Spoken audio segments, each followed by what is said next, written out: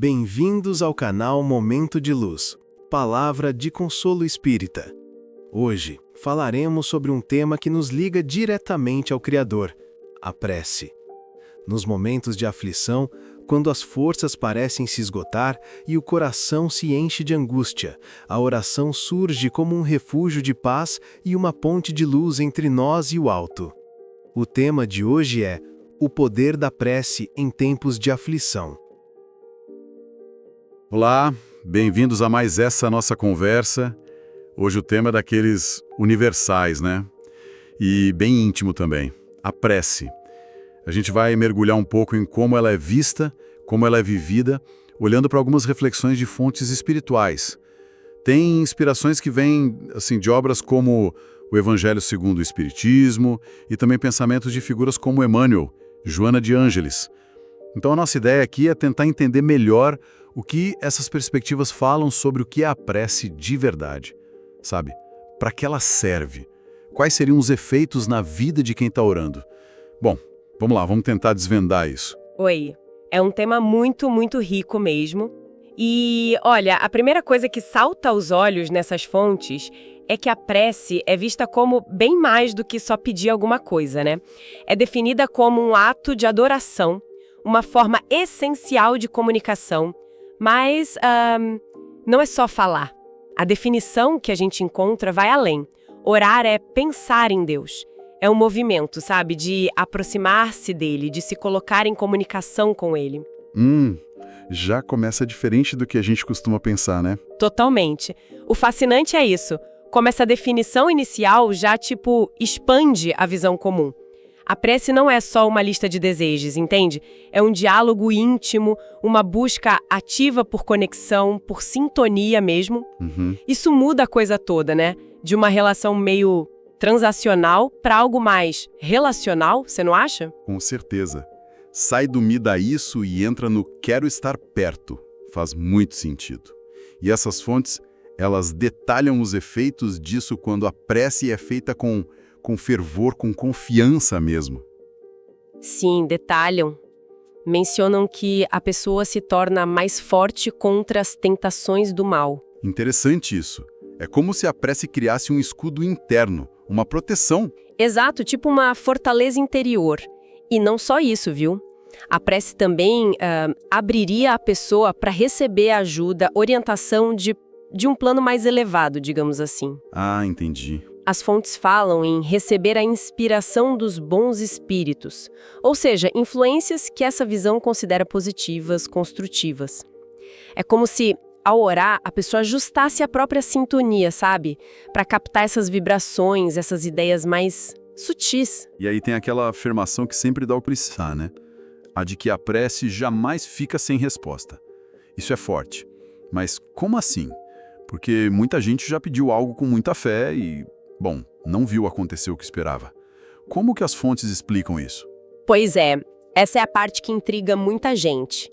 Mas a chave está na continuação da ideia. A resposta divina, segundo essa visão, não é assim necessariamente a realização do nosso desejo específico.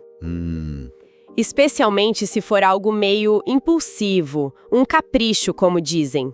A resposta leva em conta o que é realmente necessário, o que é conveniente para o nosso desenvolvimento, para a nossa alma aprender, sabe? Entendi. Como está no texto.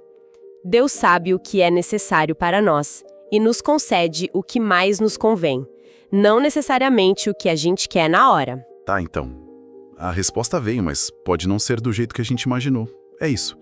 Talvez a resposta seja um não para o pedido específico, mas um sim para ganhar força, paciência ou para entender a situação de um outro jeito. Exatamente. Muda tudo, né? A expectativa muda, o foco passa a ser confiar no processo e não em controlar o resultado. Faz sentido. Uma confiança que se apoia então na profundidade dessa comunicação, que é chamada até de idioma da alma. Bonito isso, né? Lindo. Sugere que a prece de verdade brota de um lugar muito fundo, além das palavras. Por isso que insistem tanto na sinceridade acima de tudo, sem fórmulas, sem cerimônias, apenas com sinceridade. Não importa se a pessoa fala bonito, se faz um ritual X ou Y, se está num lugar específico. O que conta é a intenção, o sentimento que vem do coração. Se é o idioma da alma, não precisa de tradução nem enfeite. É direto.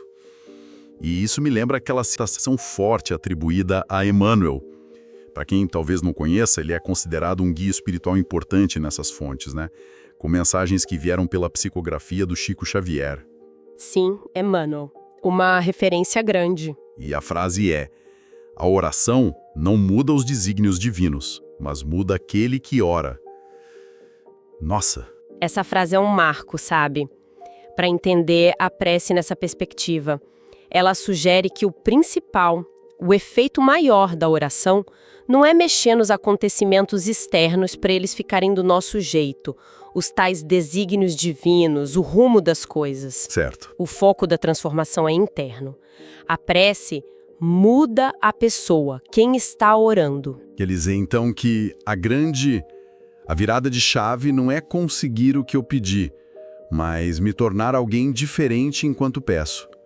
Alguém mais, resiliente, conectado, consciente. Isso é bem radical, né? Pensando em como a gente geralmente encara a oração. É uma visão que valoriza demais o crescimento de dentro para fora. E essa transformação fica ainda mais clara, mais vital, nos momentos de crise, né? Quando tudo parece perdido. Uhum. As fontes explicam que a prece, nessas horas, não funciona tipo um botão que desliga a dor ou resolve o problema na hora. A imagem usada é outra. Ela acende uma luz dentro de nós. Uma luz interior. Gostei disso. Não apaga a escuridão lá fora, mas ilumina o caminho aqui dentro. Isso. É como se ativasse um recurso interno de orientação, de calma, ajudando a pessoa a enxergar um caminho em meio à escuridão, como dizem. Não é uma solução que vem de fora, mas uma força que nasce aqui dentro. Mas como essa luz funciona na prática, segundo eles? É só pedir e ela acende? Olha, parece que não é só pedir, não. É mais sobre se colocar num estado receptivo. Aquela sinceridade, a confiança que a gente falou antes, parecem ser cruciais aqui. Ah, tá. A luz não é tanto algo dado, mas algo que é aceso pela própria atitude de buscar, com sinceridade, essa conexão, esse amparo. É um processo de abrir um espaço interno para que essa calma, essa clareza, essa força possam emergir ou pelo menos serem percebidas, sabe? A prece seria o ato de criar esse espaço. Entendi. E trazendo a Joana de Ângeles, outra voz importante nessas reflexões, né? Ela descreve a prece como um ato de pura resiliência espiritual. Orar é manter viva a chama da fé mesmo quando o vento da aflição sopra forte. Exato. E de novo a ênfase na autenticidade. Não exige palavras bonitas, basta um sentimento verdadeiro.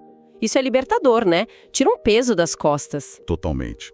Tira a pressão de ter que fazer bonito para Deus, sei lá. Completamente. E a ideia que vem depois é ainda mais tocante, eu acho, e radical nesse sentido. Às vezes, uma lágrima é uma prece. Nossa! Isso sugere que a comunicação com o divino vai além de qualquer forma.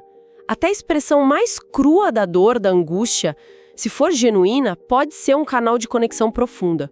O divino, nessa visão, entende a linguagem do coração partido, do soluço silencioso. Que imagem poderosa essa da lágrima como prece. Muda mesmo a nossa ideia do que é se comunicar com o divino. Falamos muito dessa conexão individual, mas as fontes também falam da prece pelos outros, né? Como funciona isso? Sim, falam bastante. A prática de orar pelos outros é muito valorizada.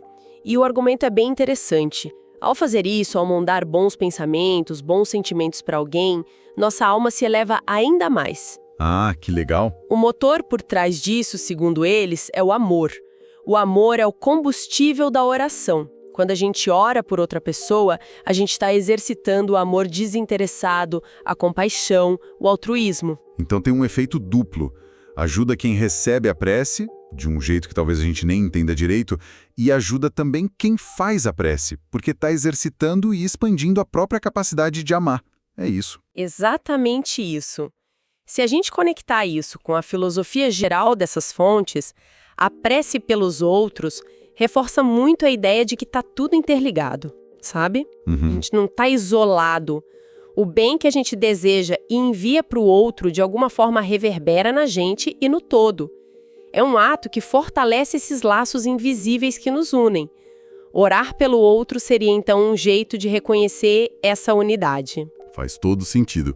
E para aqueles momentos de aperto mesmo, de aflição total, as fontes dão um conselho bem prático, quase um passo a passo. Antes de se desesperar, a sugestão é: para, Sim, respire fundo, silencie e ore. O silêncio parece importante aí, né? Criar um espaço antes de falar. muito importante. O silêncio como preparo, sabe? Um momento para acalmar a mente, o coração para se reconectar consigo mesmo, antes de buscar a conexão lá no alto. E o jeito sugerido para falar com Deus é de uma simplicidade e confiança total. Fale com Deus como um filho que busca consolo no colo do pai. Nossa. Sem máscara, sem formalidade. Só vulnerabilidade e a confiança de uma criança buscando amparo. Isso desarma qualquer ideia de que a gente precisa ser perfeito ou ter as palavras certas para orar, né? É muito humano isso. E sobre a resposta, eles voltam naquele ponto. A resposta pode não vir em palavras, mas virá em forma de paz. Exato. Essa paz interior, essa sensação de calma que pode surgir mesmo no meio do caos, é apresentada como a manifestação mais comum e talvez a mais valiosa da resposta divina. Mas essa paz, ela resolve o problema lá fora, a situação difícil. Não necessariamente. E aí tá o pulo do gato.